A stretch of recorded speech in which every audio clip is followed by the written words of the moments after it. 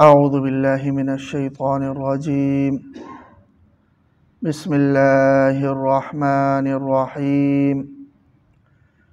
إن ينصركم الله فلا غالب لكم وإن يخذلكم فمن ذا الذي ينصركم من بعده وعلى الله فليتوكل المؤمنون.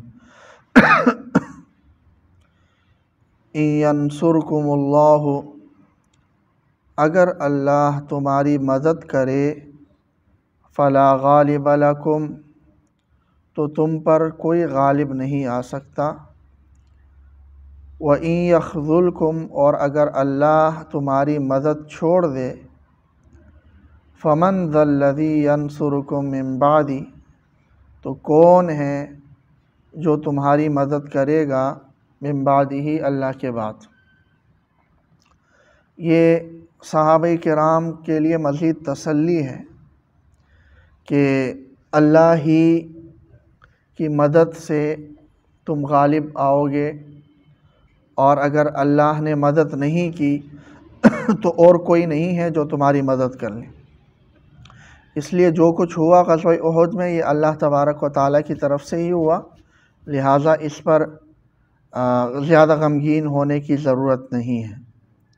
وَعَلَى اللَّهِ فَلْيَتَوَكَّلِ الْمُؤْمِنُونَ، اور اللہ ہی پر مومنین کو توکل کرنا چاہیے، اعتماد اور اعتبار کرنا چاہیے۔ کہ ایک مومن کی خاصیت یہ ہو کہ وہ ہر معاملے میں اس کی نظر اللہ تبارک و تعالیٰ پر ہو، کہ اللہ سے ہی ہو سکتا ہے اور اللہ کے غیر سے نہیں ہو سکتا۔ وَمَا كَانَ لِنَبِيٍّ أَن يَغُلَّ، اور کسی نبی کے شایع نشان نہیں ہے کہ وہ غنیمت میں خیانت کریں۔ غل یغل کا معنی عام خیانت بھی ہے، اور خاص کر مال غنیمت میں خیانت کرنا۔ تو کسی نبی کے شایع نشان نہیں ہے کہ وہ مال غنیمت میں خیانت کرے۔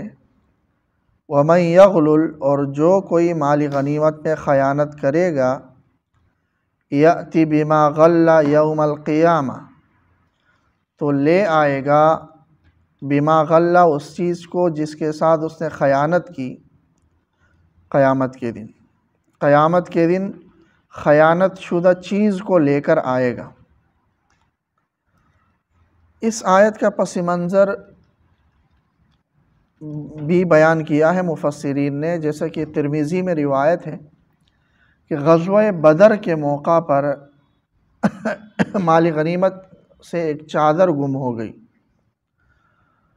تو کچھ لوگوں نے کہا کہ ہو سکتا ہے نبی اکرم صلی اللہ علیہ وسلم نے رکھ لی ہو۔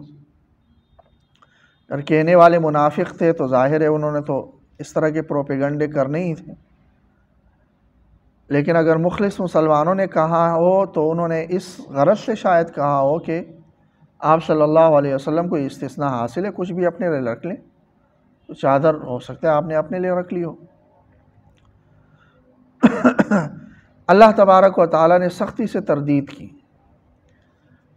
اور جیسا کہ یہ غزوہ احد میں بھی جو 50 سپاہی وہ مورچہ چھوڑ کر آ گئے تھے، وہ بھی مال غنیمت کی وجہ سے ہی تھے۔ تو بہرحال کسی کے دل میں یہ بات نبی اکرم صلی اللہ علیہ وسلم سے متعلق نہ آئے، خصوصاً مخلصین مومنین کے بارے میں اور ان کے دل میں، اور ساتھ میں امت کو یہ تعلیم ہے کہ ہاں خیانت، اور خصوصاً مال غنیمت میں خیانت، یہ اتنا بڑا گناہ ہے کہ جس نے مال غنیمت میں خیانت کی ہو، تو جس مال کی خیانت کی ہو وہ قیامت کے دن لاد کر لے آئے گا، اور یہ اس کی سزا ہوگی کہ سارے مخلوقات کے سامنے اس کا اعلان گویا کہ ہوگا، اور سب کو پتہ چل جائے گا کہ ہاں یہی وہ شخص ہے جس نے مال غنیمت میں خیانت کی۔ بخاری اور مسلم کی جیسا کہ ایک روایت ہے کہ آپ صلی اللہ علیہ وسلم نے فرمایا کہ تم میں سے بعض لوگ قیامت کے دن اپنے سر پر اونٹ لاد کر پیش کیے جائیں گے، اس لیے کہ انہوں نے وہ اونٹ مال غنیمت سے چرایا ہوگا۔ تو ایسی حالت میں جب میں دیکھوں گا تو میں تمہارے کوئی سفارش نہیں کروں گا، کیونکہ جو اللہ کا حکم تھا وہ میں نے صاف صاف تمہیں پہنچا دیا، اب تمہاری ذمہ داری ہے کہ اس پر عمل درآمد کی۔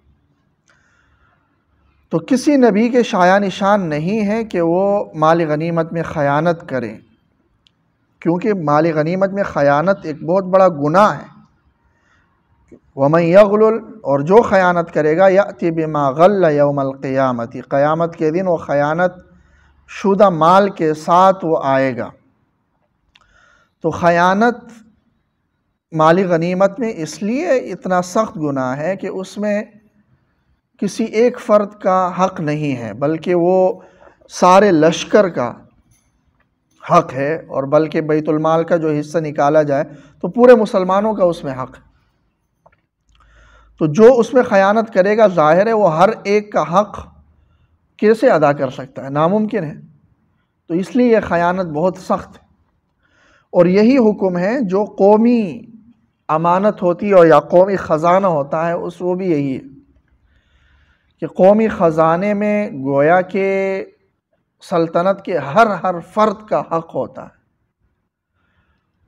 تو اگر آپ اس میں خیانت کرتے ہیں تو ظاہر ہے ہر فرد کا حق آپ کے ساتھ ہے، اور آپ ظاہر ہے ہر فرد کو نہ وہ حق آپ ادا کر سکتے ہیں اور نہ ہر سے پھر معافی مانگ سکتے ہیں۔ تو اس لیے جو لوگ اقتدار میں آ کر قومی خزانے کو اپنا ذاتی خزانہ سمجھ کر وہ اڑاتے ہیں اور انہیں کوئی فکر ہی نہیں ہوتی ہے، وہ در حقیقت اس مسئلے سے غافل ہے،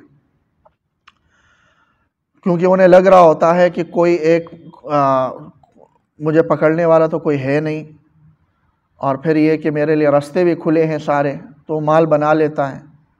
لیکن یہ قیامت کے دن ہر ایک کا حق ہوگا اور ہر ایک کا ہاتھ اس کے گریبان میں ہوگا۔ وَمَن يَغْلُلْ يَأْتِ بِمَا غَلَّ يَوْمَ الْقِيَامَةِ ثُمَّ تُوَفَّى كُلُّ نَفْسٍ مَا كَسَبَتْ، پھر ہر ایک شخص کو پورا بدلہ دیا جائے گا، ما کسبت، اس کے اعمال کا، وَهُمْ لَا يُظْلَمُونَ، اور کسی پر کوئی ظلم نہیں کیا جائے گا۔ تو جس نے خیانت کی ہوگی اس کو بھی بدلہ دیا جائے گا، اور جس نے خیانت نہیں کی ہوگی اس کو بھی بدلہ دیا جائے گا، کسی سے کوئی ظلم نہیں کیا جائے گا۔ أَفَمَنِ اتَّبَعَ رِضْوَانَ اللَّهِ، کیا وہ شخص جو اللہ تبارک و تعالیٰ کی رضا چاہتا ہو، جیسا کہ رسول اللہ صلی اللہ علیہ وسلم، کمن، یہ اس شخص کی طرح ہو سکتا ہے، باء بسخط من اللہ، جو اللہ کی ناراضگی کا مستحق ہو، ومأواہ جہنم، اور اس کا ٹھکانہ جہنم ہو۔ یعنی نبی کی طرف جن لوگوں نے مال غنیمت میں خیانت کی نسبت کی ہے، تو اس کا تو مطلب یہ ہوا کہ مال غنیمت میں خیانت تو اتنا عظیم گناہ ہے کہ اللہ کی ناراضگی کے سبب ہے، اور یہ کرنے والے کا ٹھکانہ جہنم ہے۔ کیا نبی کے حوالے سے اس طرح کا خیال دل میں لانا بھی کوئی مناسب ہے کہ وہ نبی جو اللہ کی رضامندی کو چاہ رہا ہو اور ایک ایک قدم اللہ کی رضا کے مطابق اٹھا رہا ہو، وہ اس شخص کی طرح کیسے ہو سکتا ہے جو خیانت کر کے اللہ کی ناراضگی اور غضب کا مستحق ہو اور جہنم کا مستحق ہو؟ تو یہ ہرگز نہیں ہو سکتا۔ لہذا نبی کے حوالے سے اس طرح کی باتیں ذہن میں نہیں آنی چاہیے، تو اس کا ٹھکانہ جہنم ہو۔ وبئس المصیر، اور جہنم بہت برا ٹھکانہ ہے۔ یقیناً دونوں میں فرق ہے، دونوں برابر نہیں ہو سکتے۔ خیانت کرنے والا نبی نہیں ہو سکتا اور نبی کبھی خائن نہیں ہو سکتا، یہ دونوں نہیں ہو سکتے۔ ہم درجات، درجات الگ الگ ہیں، نبی کا الگ درجہ ہے، خائن کا الگ ہے۔ ہم درجات عند اللہ، اللہ کے پاس الگ الگ درجات، لہٰذا یہ نہیں ہو سکتا کہ کوئی نبی خیانت کرے۔ واللہ بصیر بما یعملون، اور اللہ تبارک و تعالیٰ ان کے اعمال کو بخوبی دیکھ رہا ہے، ہر ایک کے عمل کا اللہ کو پتہ ہے۔ اللہ نے نبی کے بارے میں تو بتا دیا کہ کوئی نبی کوئی خیانت نہیں کر سکتا، لیکن اس کے علاوہ جو منافقین ہیں ان کا بھی اللہ کو پتہ ہے، جو مخلصین ہیں ان کو بھی اللہ کو پتہ ہے، سب اللہ کے علم میں ہے۔ لہٰذا بجائے اس کے کہ اپنے آپ کو جھوٹی تسلی دے کر منافقت سے کام لیا جائے، اللہ تبارک و تعالیٰ کے سامنے جواب دہی کا احساس ہو اور اپنے اعمال کی درستگی کی فکر ہو۔ اللہ تعالیٰ عمل کی توفیق۔